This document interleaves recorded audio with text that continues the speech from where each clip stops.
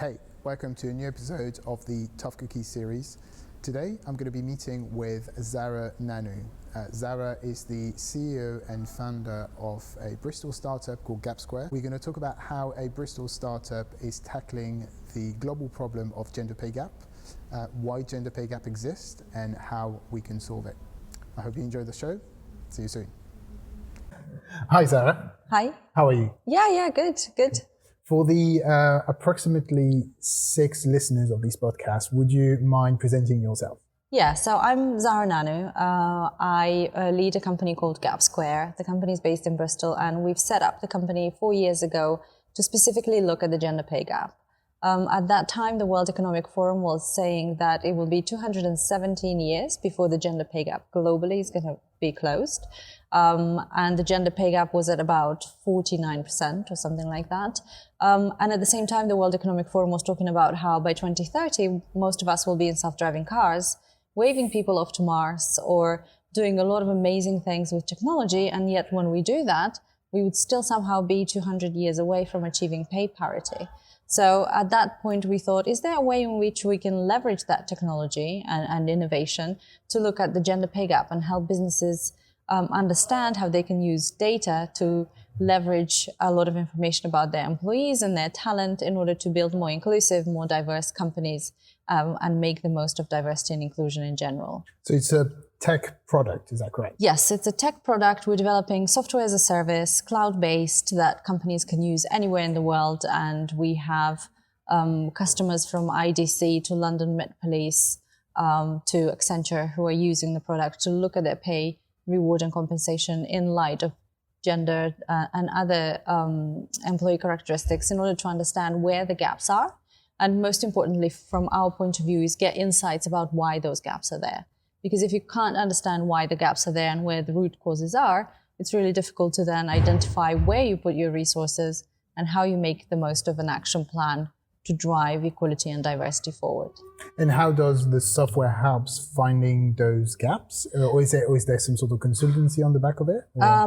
So currently we help companies augment their payroll and HR data through into the software. And then they get instant insights about where the gaps are, depending on results are only as good as the data that goes in. The more data a company has, the more insights they'll be able to get around gender equality and diversity or ethnicity, as well as an employee's age, department, location, length of service, and any other characteristics that can help build a picture.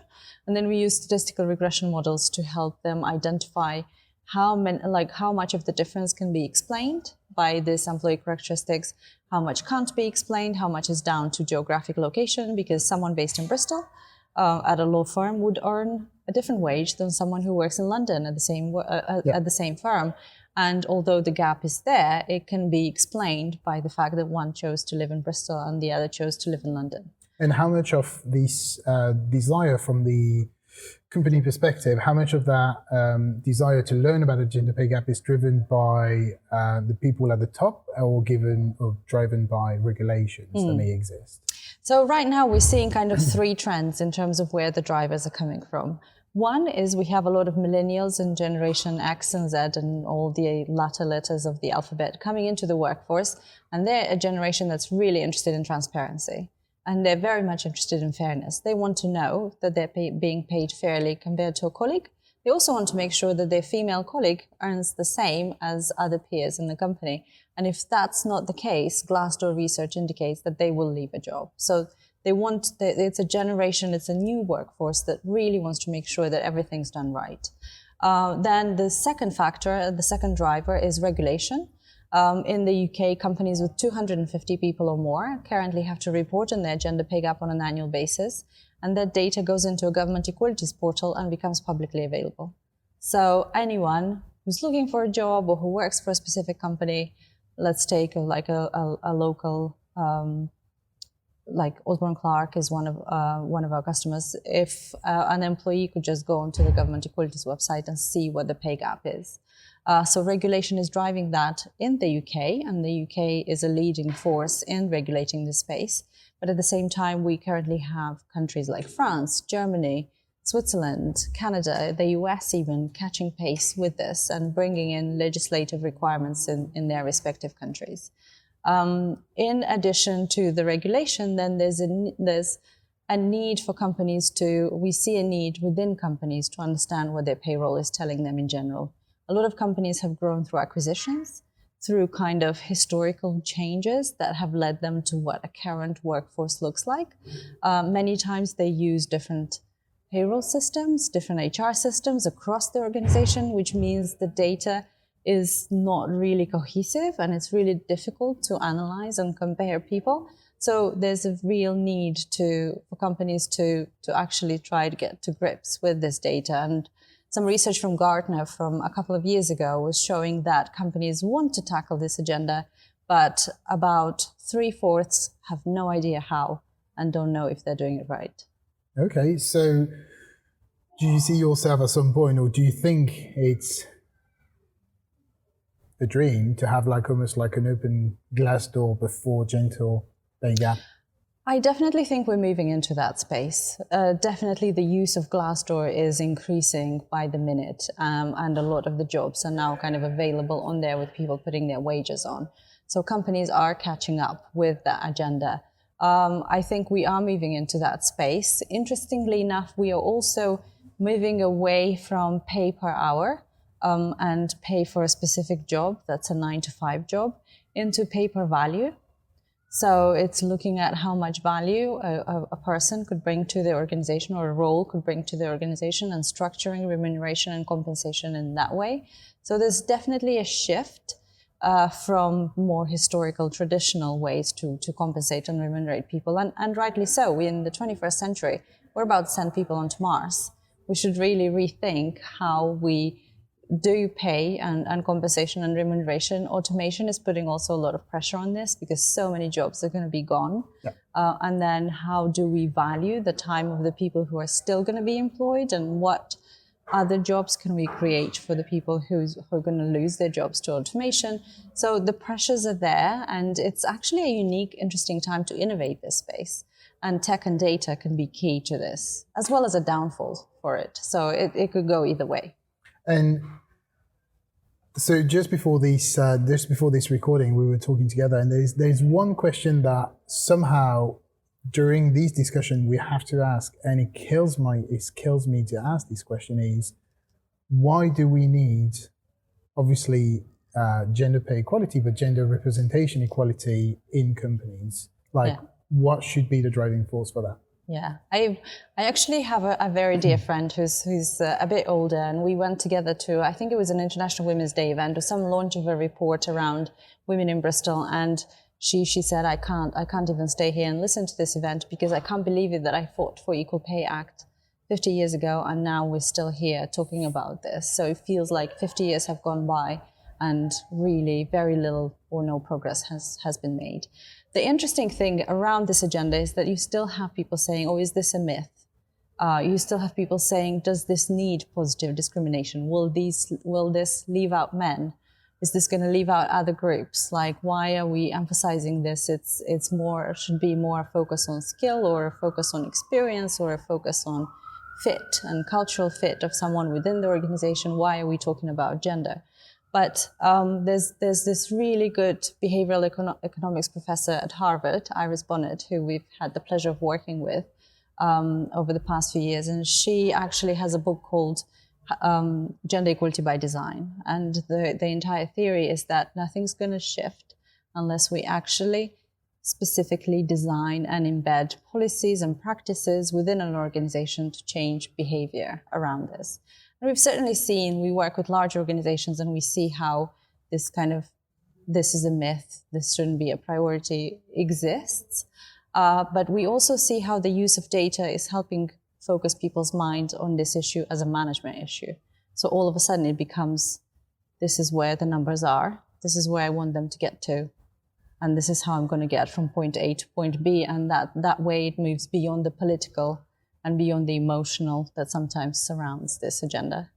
And so we obviously have the legacy of the problem. So currently a pay gap for the same job between a woman and a man. But And that like is kind of like, I'm putting that aside for 1 second, not certainly undermining that this is the big problem. But on the other side, tomorrow, a woman going for a new job, and is it actually true that some men will actually decide, and maybe other women, to decide to pay less because that person is a woman? And is it something that we've been able to like identify? And how does it manifest? Because it's something I can't even picture. Like, how would you decide, for whatever reason, like other than the face value of the work or the face value of the person, whether that's gender, color, anything else? I can't imagine that it has any impact on the salary of a person. Yeah. How those people think and why, basically. So I was actually talking to a journalist in London a couple of weeks ago, and she was telling me about a case where she found out she was being paid $10,000 a year less than her male colleague. She was no longer at that company, so she could share the details. But she said when she challenged the employer, she was given the reason that the man negotiated when being offered the job, and she didn't. And ultimately, this burden shouldn't be on the employee. If you decide to pay a job a certain rate, then you should pay everyone the same rate. And if someone's negotiated, then that should apply to everyone else who you're bringing on at the same level to do the same job. But it still happens. And even in Bristol, the number of networking events I've been to where conversations evolved around something like, oh yeah, I've employed her, but initially we were thinking of this job being a 50K a year job, but I knew her husband is earning a lot of money, so we thought we'd give her 40. And conversation, like, it's been surprising for me too, because I grew up in a world, and it was facilitated by my parents and by many educators, where everything was possible and achievable. So it came down to me to make the most of my life and like make the most of my opportunities. And then the more I worked and the more I met people, I saw how actually the world isn't structured in a way where I can make the most of my opportunities, because cases like this still happen. And so basically it's a much wider problem than obviously the pay equality itself. Is what you're telling me is that when I come as a straight white male, middle class, I can negotiate things. I have that privilege that I can actually have multiple offers, or I don't know, I can take risk. But there are other lot of people that either don't know that they can take that risk, or they have to, or they actually can't afford it, and therefore they don't do it, and therefore they have to settle for whatever is given, and that's how we perpetuate the circle. Yeah, absolutely. There's also an interesting research published in The Atlantic a couple of years ago, and it was done by Harvard and a few tech companies in Silicon Valley to look at the confidence gap for women, because they started with the premise that women lack confidence to ask for more money, to ask for a promotion. So they were trying and testing that theory in a few tech companies in the Silicon Valley. And interestingly enough, the conclusion they came up with is that there isn't a confidence gap. Women have the same level of confidence as men. It's more the fact that women have started over time to hide their confidence, because they sometimes get penalized for showing confidence. They can be thought of as rude, or we have certain understandings and stereotypes about what a woman should look like and what a man should look like and how they should behave. And women are more encouraged to be around the kind of emotional intelligence, kind of softer approach to everyone, inclusivity and things like that. So that is praised more in a woman, whereas a man needs to be seen as more driven, knowing what he wants to achieve, kind of not always consultative, very determined approach to leadership. So it was interesting that it was showing that women had the confidence, but they chose to hide it because they were worried they would get penalized and overall not have a good working experience within the organization. So we are both parents, and one thing that recently happened with Alice, our middle daughter, our second, and she is 5, and I'm pretty sure she was really 5 at the time, or she was going to be 5. Anyway, so Alice grew up in that house where both Nat and I run the business, so she knows that I mean, when we talk about what do you want to do, like when you're older, I think there's this idea in the family that floats around that we're all going to manage a restaurant. So she knows she can run a business basically because she's seen it. But one thing that happened recently is this. I can't remember how the conversation went on, but she said she could not be a doctor. And we started to question, like, who said that? Was it school? Was it like somebody else that said that told you can't be a doctor? And it just turned out to be much simpler than that. It was just that the few times she went to the GP was a man, and therefore she assumed that in order to be a doctor, you have to be a man. And if you wanted to do something medical, you had to be a nurse and not a doctor if you were a woman. So that idea of that tackles to me into two questions: the idea of representation, whether that's in workplace or business or C-level kind of in the businesses, and then also how we as parents can actually, because our generation, like for us, it's not that it's done, but everything is written already. We're trying to change it. We're trying to be reactive to change. But with the kids, how can we instill this idea of equality between them, regardless of sex and gender and color of skins and all these kind of things? Yeah, I have kind of three train of thought long question, in result to this. So one is that I have, my oldest one is 12, and she continuously tells me that we live in a world where everyone's equal, and boys or girls, it doesn't matter. You have the same opportunity. You can achieve anything you want, and I'm encouraged by that. If they all think like that, then there's hope that they can actually drive change and live in a world of change. But interestingly enough, I did a talk at their school a few years ago to talk about the gender pay gap. So I went into the school and we were talking about the differences in pay between men and women and how they're paid differently. And this little boy looked up at me and said, well, that's because mummies and daddies do different kind of jobs. And I said, well, in what kind of way? Can you tell me in what kind of way? And he was saying, well, construction jobs are only for daddies, like construction jobs are only for men. And women don't do construction jobs. And I said, why do you think that is? And he was the sweetest boy. He said, well, we wouldn't want a woman to walk on a construction site because a brick could fall on her head and hurt her, which is very sweet for like a 7-year-old. But the preconceptions are already there in terms of occupational segregation and what kind of jobs one can do and another can't. And it's important that we create that representation in those jobs so that they can start seeing each other.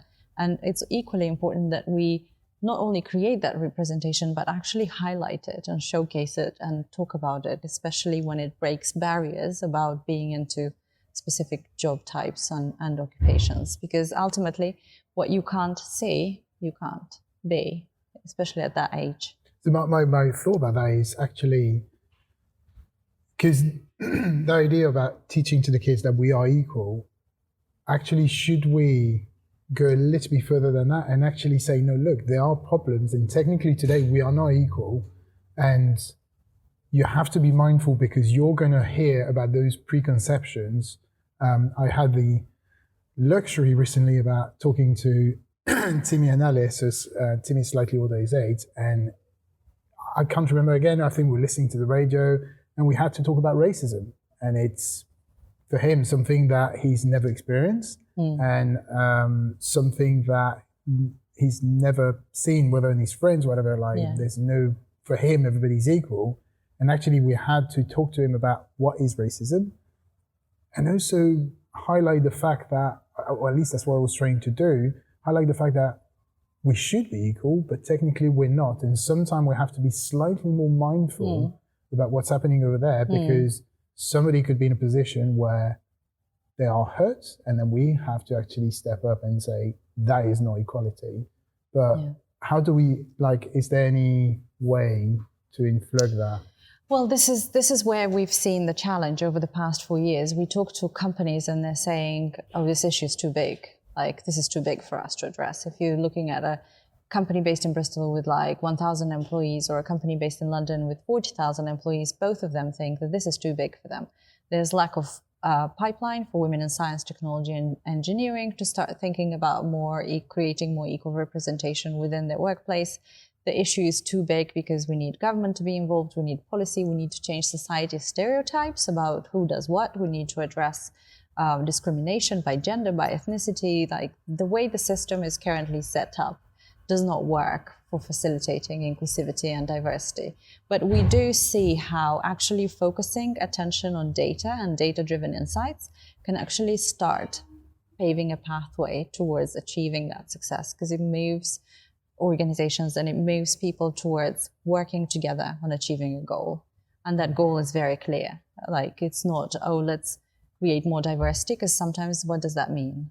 But if you're looking at, let's increase the number of women in our leadership teams from 12% to 35%, then that becomes more tangible, that becomes more doable, and everyone can rally together around that.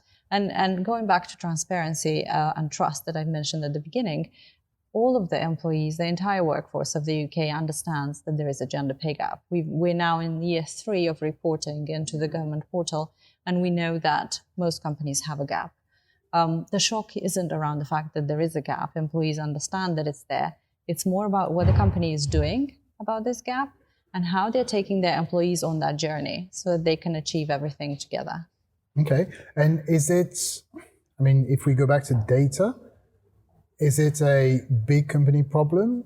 Do small companies suffer the same gap? Or is there a tipping point in a small company that drives them onto actually they are now creating this gap? Like, how does it work and when does it manifest itself? This is really interesting, because we've just looked at the entire data set that companies, so 11,000 companies in the UK report on their gaps. And we also have Office for National Statistics collecting data on this and also producing reports. And we found that the larger the company, the smaller the gap. Okay. The smaller the company, the larger the gap. There's some issues over there in terms of methodology and the way you look at it, because the smaller company means smaller representation, so it could be statistically insignificant, because if you look at a department, it could be made of 3 people. If, depending on their gender, the gap can be quite high or quite low. But yes, larger companies have smaller gender pay gaps, and we think a lot of it can be attributed to the fact that they have bigger budgets, more resource in HR to think about this, and actually they have the luxury of being able to think more strategically about this issue and think about it ahead of time. Whereas for smaller companies, the need to grow and to hire kind of overcomes that need to grow in a certain way. And when you have to employ 50 people a month, you're pretty much going and taking anyone without much consideration for any of their characteristics. And if we narrow it down to Bristol now, how is Bristol doing? So I think Bristol is doing better. So interestingly enough, by region, Bristol is doing better than, say, the gaps that are in London or the gaps that are in other regions. And we found that a lot of it is attributed to the type of jobs in the region. So the higher the pay per region, so in London, salaries are high. Salaries are really high, the gaps are really high. In Wales, the gaps are really small, but then the type of jobs that are available in Wales and the kind of the amounts being paid to people in Wales are significantly lower than London. So when we look at the UK and we see the regions, we can get really excited about the Welsh having a very low gender pay gap, but ultimately we're talking about very low paid jobs. So it's not yet cause to celebrate. We want to make sure that some of the wealth is redistributed across the country and therefore available to everyone. And the home of GapSquare is in Bristol, but the problem is global. Are you playing in a global market? Are you playing in a national market? Are you playing in a local market? So our vision is that we want to develop a software that helps companies globally to create fair pay and to create fair workplaces for anyone, regardless of their gender, ethnic background, religion, any kind of employee characteristic. And we started in Bristol because Bristol is a wonderful city from the point of view of bringing together business and purpose. And we have a lot of kind of inspiring businesses around the city that are ethically minded and kind of focused on being sustainable and the impact on environment in terms of human rights and any other issues. So from that point of view, Bristol's been the best place for GapSquare to start, and we love being here. And we're looking at actually playing a role in the global agenda. In about 5 years' time, when people think about fair pay, we want them to think GapSquare. They will, hopefully. Yeah. Now, that's usually the part where I try to go a bit more personal. So your relationship with Bristol. So you moved here 14 years ago, is that correct? Yeah. I moved here 11 years ago.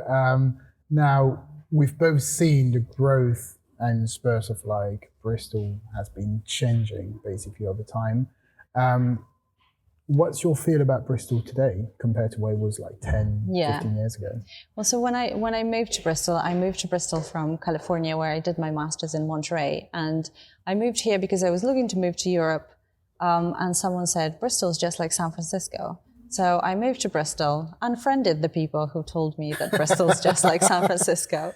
But there's a bridge? There's a bridge and some hills. There we go. And also the kind of the ethically minded communities and an overall kind of diverse community feel around it. And I think Bristol has real potential to set an example on the global arena of how you bring together profit and business with creating change, sustainable change, and making the world a better place that works for our children and actually delivers and is still there in 217 years. What's your favorite place in Bristol? Like, could be anything, restaurant, pub, park, like your favorite place? Wapping Wharf. Yeah. Nice area, loads of choice of foods. Yes. And really nice outside. Yeah, really nice. Yeah. And when you were 9 years old, did you always had that fight in you for any kind of like civic movements, or like what did you want it to be when you were 9 years old, basically? It was an interesting time when I was 9 years old because I lived in what was the Soviet Union and it was just about to all fall apart. So we were experiencing shortages of food, of like an uncertainty in jobs, uncertainty in what's going to happen tomorrow. So I think there was less focus on what I can achieve when I'm older and more focus on kind of survival and making sure we're still around. So that was a kind of a different time. But I think it has helped shape a lot of resilience in me and a lot of kind of determination and drive to make things better for everyone. Is it something that you're trying to still push your kids, like, because they have it easy-ish today? Let's face it. Is it something that you're still trying to push to the kids, that resilience? Yes, I think resilience is definitely important. And one thing that I really try to create for my children is as many as possible opportunities to fail. I think that is really important. What I've learned over the past nearly 40 years of my life is that failure is my best friend. I've never learned from anything else better than I've learned from failure. And ultimately, I see a lot of parents trying to kind of create opportunities for success for their children to be successful. I think actually I see a lot of value in creating opportunities for them to fail. And when they want to do something that I can say is going to result in disaster, I am more likely to let them do it. Let them do it and actually learn from it. Yeah. That's what we try. We also try recently to try to teach, well, not teach them, but we force them to be bored for a bit. I think there's the elements now of like, they're always doing something. There's always something to look at, something to do. And actually like, just hearing, I'm bored, good. Continue to be bored and something is going to come out of it. Absolutely. Right. Thank you very much for your Thanks. chat today. It was really lovely. Yeah. I'll let you go back to the office, which is just over there, in the union shed. I talk to you very soon. Yeah. Thank you. Thanks.